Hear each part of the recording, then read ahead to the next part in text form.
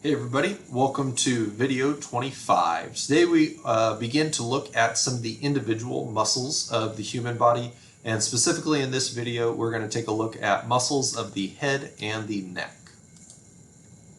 So here we have our picture of a lot of the muscles that you have. Some muscles are more superficial, some muscles are deeper.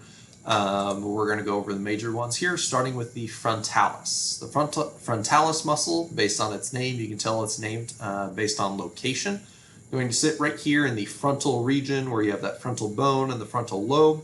And its job is going to be, you can tell based on where it is, it's going to lift your eyebrows.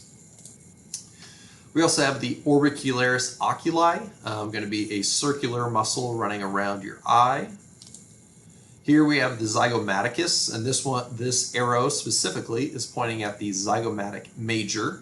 You can see the smaller muscle running right through here. That is the zygomatic minor. The Orbicularis Force, another circular muscle, going to be running around the mouth. The Buccinator Muscle, so you might remember the buccal region being in your cheeks. So that is where the Buccinator Muscle sits. We have, for some reason, this one's misspelled, the Sternocleidomastoid Muscle. Again, another one named based on its location, attaching to the mastoid process here, and the sternum and the clavicle down at its insertion, its origin. The Temporalis Muscle, this big fan-like muscle here, sitting in the temporal region, where that temporal bone sits. We have the masseter, the big chewing muscle. You can actually feel that masseter if you feel the sides of your jaw running along that mandible. And then we have the trapezius muscle going to be running back here. That's the big neck muscle along the back. People that do a lot of upright rows can get that trapezius muscle to look like it's almost attached to their ears because it gets so big. So looking at the AOI of each of these muscles, you can see the frontalis muscle, like I already said, its action is to raise the eyebrows. It's going to originate from your epicranial aponeurosis, so just a broad tendon-like sheet that you have on top of your head, and insert into the skin of your eyebrows. Remember, the insertion is going to move towards the origin.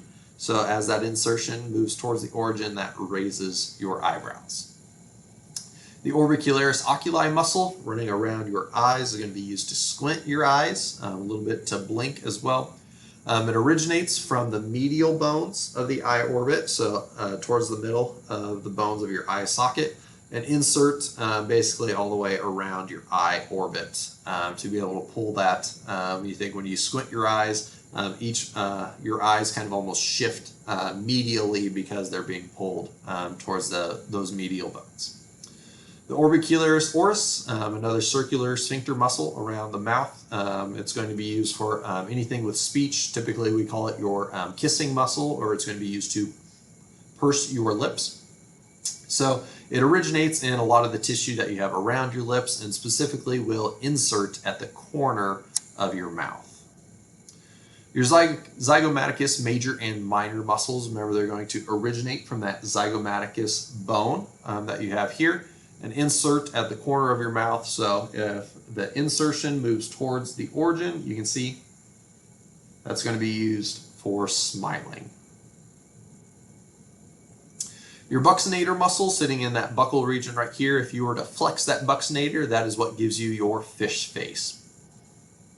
Muscle, it's going to originate on the mandible and the maxilla. So remember, those are your bottom jaw and your top jaw. And it's going to insert on the Orbicularis oris. So it's going to be running kind of across your cheek that way. Your Sternocleidomastoid is going to be used for rotation and a little bit of flexion of the head and neck. So you think that muscle running along through here, you can actually feel it running down your neck.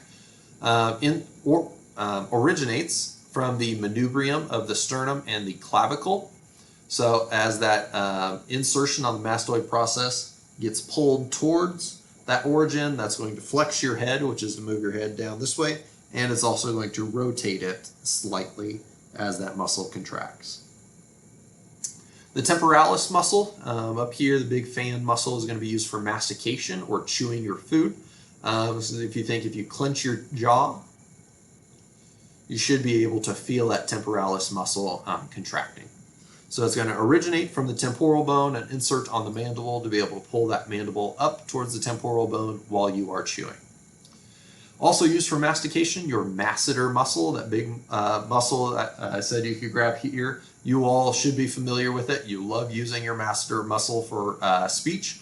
It's going to also be used for chewing. It's going to originate on the zygomatic arch, here, your cheekbone, and insert down on the mandible. And then you have the trapezius muscle on the back here. Going to be used for elevating and depressing your shoulders. It's also going to be used to retract your shoulders, which basically gives you your good posture, is what we usually mean from retracting the shoulder blades. It's going to originate on all of your thoracic vertebra up to the occipital bone, or we can go the other way from that occipital bone all the way down through T12, so that does include C1 through 5. And it's going to insert on your clavicle and your scapula, so that's what allows it to retract your shoulders as well as elevate and depress. So those are the major muscles of the head and neck. There are many more that we are not covering. These are just the major ones, so make sure that you are working with these and asking any questions if you need.